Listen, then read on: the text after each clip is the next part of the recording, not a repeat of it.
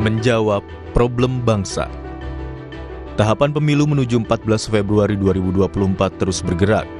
Pasangan calon presiden dan calon wakil presiden mulai tampak. Peta politik mulai kelihatan. Diawali pasangan Anies Baswedan dan Muhaimin Iskandar yang mengusung tema perubahan.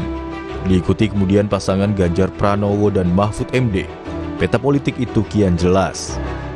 Publik masih menantikan siapa pasangan calon presiden dari Prabowo Subianto.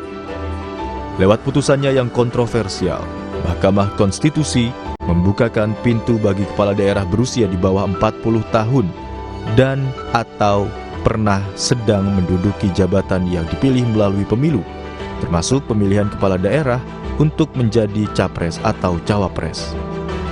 Pasal itu memang membukakan pintu bagi Wali Kota Surakarta, Gibran Rakabuming Raka, putra sulung Presiden Joko Widodo, untuk maju dalam bursa calon wakil presiden. Gibran punya hak politik untuk ikut bursa capres atau cawapres karena syaratnya sudah dilapangkan oleh MK. Namun, melihat kontroversi berkepanjangan atas putusan MK, mempertimbangkan politik nilai dan moralitas politik bukan sekedar politik kekuasaan, serta mempertimbangkan legasi dari Presiden Jokowi baik bagi Republik ini.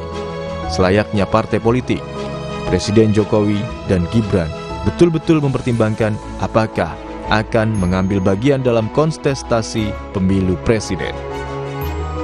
Pilihannya akan menentukan kompleksitas persoalan ke depan. Jalan politik Gibran masih panjang. Kita mengapresiasi kerja semua pihak sehingga proses pemilu bergerak menuju 14 Februari 2024. Namun, proses itu masih panjang. Penyelenggara pemilu harus bisa memastikan semua urusan teknis, kepemiluan, daftar caleg tetap,